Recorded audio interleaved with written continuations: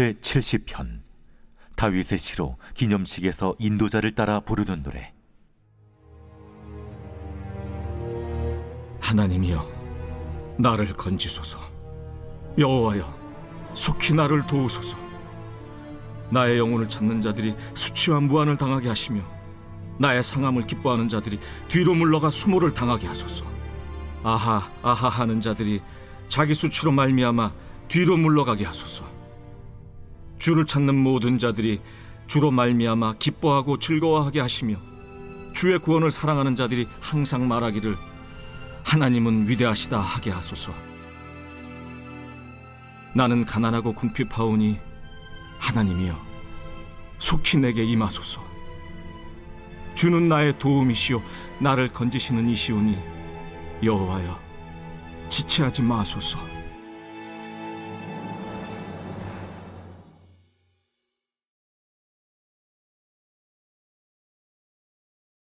할렐루야.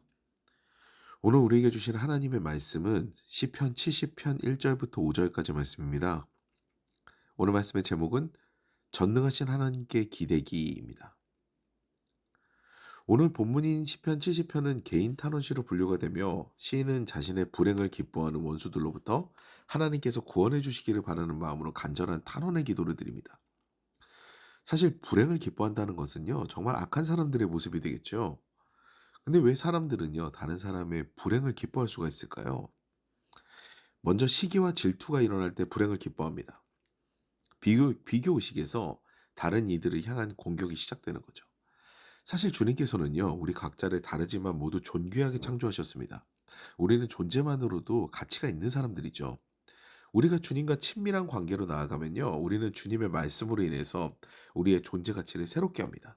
그래서 비교의식에서 벗어나 나를 새로운 눈으로 바라볼 수 있는 거죠. 그런데 세상의 잣대는요, 수시로 바뀌는데도 불구하고 그 잣대로 자꾸 판단하게 됩니다. 그리고 그 잣대로 나를 바라보면요, 자꾸 비교하게 되고 그 잣대에 따라서 다른 이들을 미워하기도 조롱하기도 하는 겁니다. 그리고 다른 이들의 불행을 기뻐하는 두 번째 이유는요, 나의 이익이 먼저 보일 때 이런 일이 일어날 수가 있습니다. 하나님과 친밀한 관계가 되면요, 하나님께서 우리를 사랑하심을 깊게 느낄 수 있게 되고, 그러면 그 사랑의 공급으로 말미암아 다른 이들도 사랑할 수 있게 됩니다. 저는 요즘에요, 저희 새 아이가 키가 자라는 것을 보면서 참 흐뭇합니다. 저는 우리 아이들이 쑥쑥 컸으면 좋겠어요. 특히 막내 아이는요, 저보다 훨씬 키가 컸으면 좋겠어요.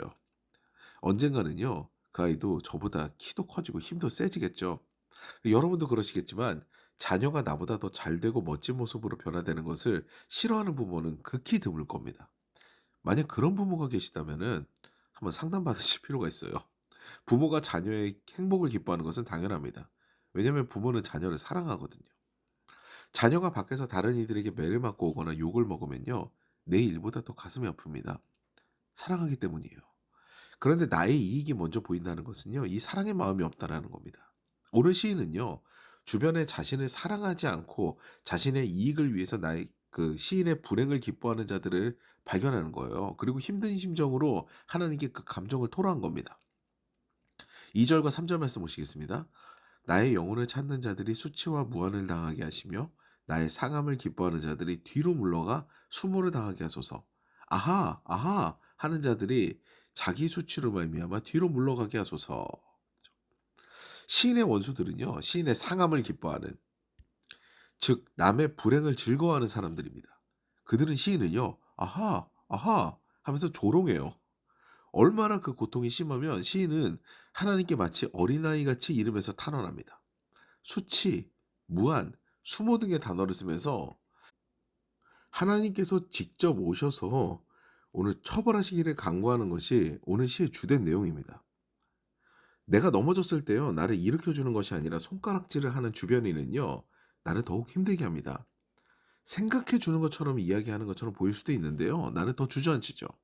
넘어진 것도 서러운데 조롱을 당하면요, 마음은 무너집니다. 아하, 내가 그럴 줄 알았다. 이 말 한마디는요, 우리를 심각하게 쓰러지게 하는 거죠. 이런 상황에서 시인은 전능하신 하나님께 모든 것을 의뢰합니다. 사실 원수를 하나님께 이르는 것에서, 막 일러 바치는 그것에서 이 장면으로 전환될 때 이미 이제 소망이 싹트게 되는 거죠. 4절 말씀입니다. 주를 찾는 모든 자들이 주로 말미암아 기뻐하고 즐거워하게 하시며 주의 구원을 사랑하는 자들이 항상 말하기를 하나님은 위대하시다 하게 하소서. 아멘. 전능하신 하나님께서 나의 마음을 아시고요. 나를 지지하신다는 사실은요. 수렁에 빠진 나를 건져내기에 충분합니다. 이 사실을 깨닫는 것은요. 내가 새 힘을 얻고 다시 일어서 걷게 하는 말 그대로 소망의 시작이 되는 거죠. 사랑하는 여러분, 불행이 닥쳐왔을 때 세상이 호의적이지 않을 수 있습니다. 정죄하며 쓰러뜨려서 더는 일어서지 못하게 만들 수 있어요.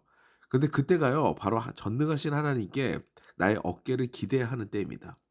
하나님께서는요. 나의 존재 가치를 새롭게 하시며 위로하시고 건져내는 분이시고요. 우리를 살리시는 데 능하신 분입니다. 오늘도 세상에서는 불행으로 조롱당했다면요. 하나님으로 인해서 내 슬픔이 기쁨이 되는 놀라운 하루하루를 경험하시기를 주님의 이름으로 축원합니다.